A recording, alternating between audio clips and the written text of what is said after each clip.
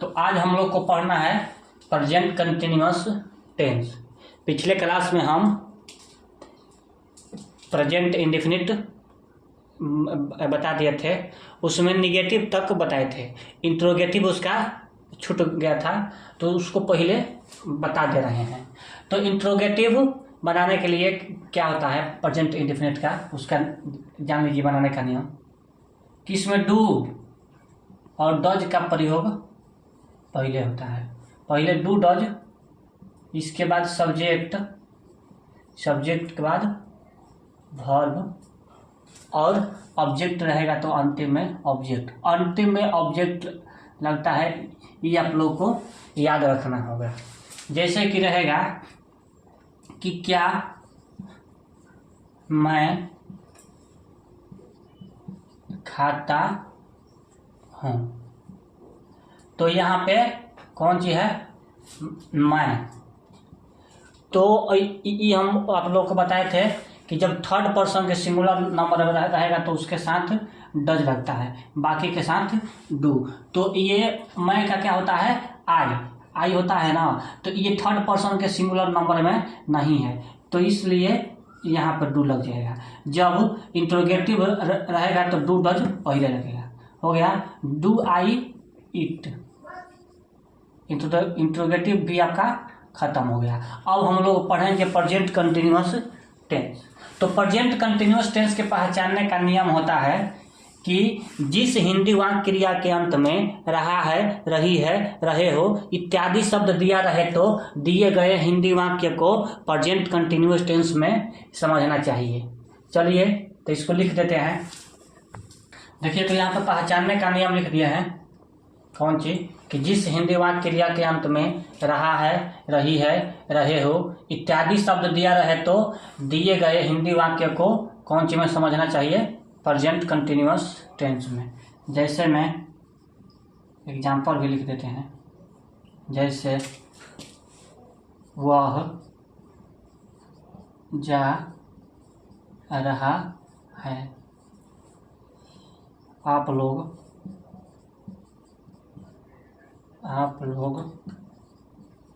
पढ़ रहे हैं। ठीक। अब बनाने का नियम। तो बनाने का नियम होता है कि सबसे पहले लिखा जाता है सब्जेक्ट। सब्जेक्ट के हिसाब से इज, एम, आर का प्रयोग होता है। किसके साथ इज होता है, किसके साथ एम, किसके साथ आर, उसको हम दिखाएंगे। इसके बाद वर्ब लिखकर उसमें आईएनजी लगा देते हैं, यानी कि वर्ब फोर। इसके बाद अगर ऑब्जेक्ट रहता है तो अंतिम में ऑब्जेक्ट लिखा जाता है। चलिए इसको देखिए, उसको भी लिखा देते हैं।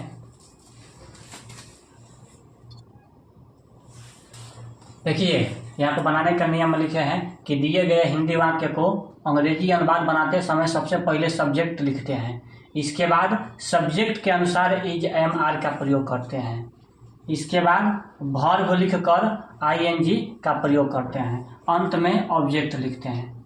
कौन सी, subject plus is, am, are, are, is plus verb में आईएनजी, अंतिम में ऑब्जेक्ट। हो गया।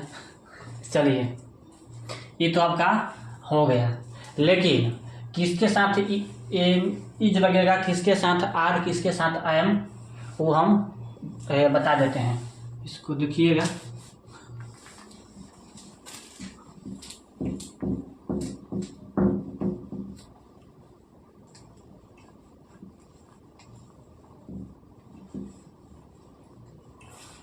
देखिए आई के साथ हमेशा एम लगता है, याद रखना है। आई के साथ कौन सी लगता है, एम लगता है। ही, सी, इट, आई गो नेम के साथ इज लगता है। ठीक। अब दे, यू, वी और दो गो नाम के साथ आर लगता है। ठीक। चलिए जैसे में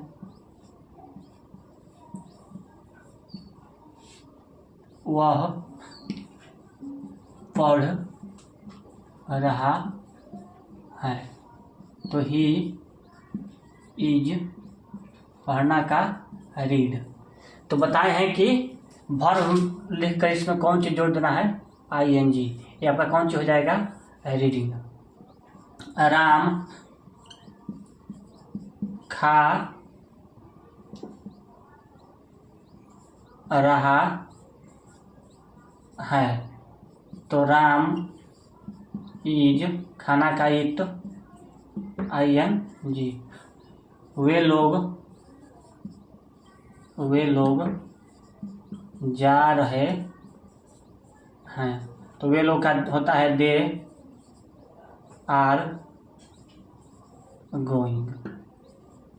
ठीक, मैं पढ़ रहा हूँ, I am रीडिंग। हो गया, इसको देख लीजिए।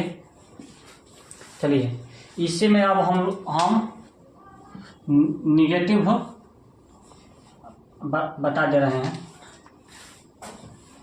यहाँ पर कौन सी है, निगेटिव सेंटेंसेस।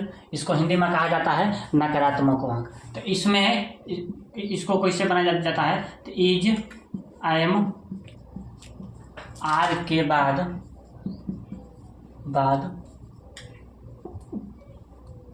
नोट लगाया जाता है। इज एम आर के बाद कौन सा लगाया जाता है, नोट। जैसे में मैं नहीं पढ़ रहा हूँ, हो गया। तो आई के साथ लगता है I am not reading, READ में ING लग जाएगा, रीडिंग। हो गया। अब इंट्रोगेटिव भी लिख दे रहे हैं। देखिए इंट्रोगेटिव में क्या होता है कि इसमें सब्जेक्ट से पहले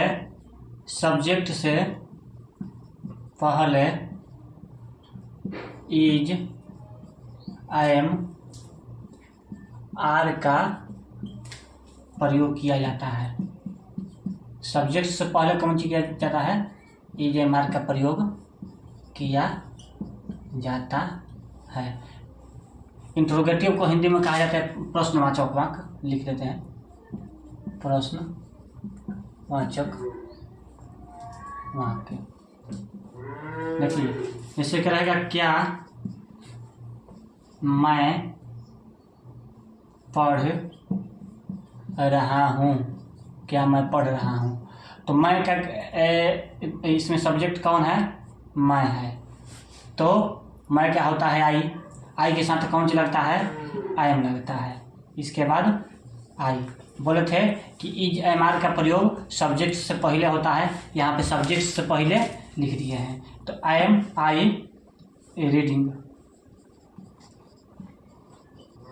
तो ठीक है, आज के लिए इतना ही। अगले क्लास में अगला जो है उसको बताया जाएगा। ठीक है, देख लीजिए इसको।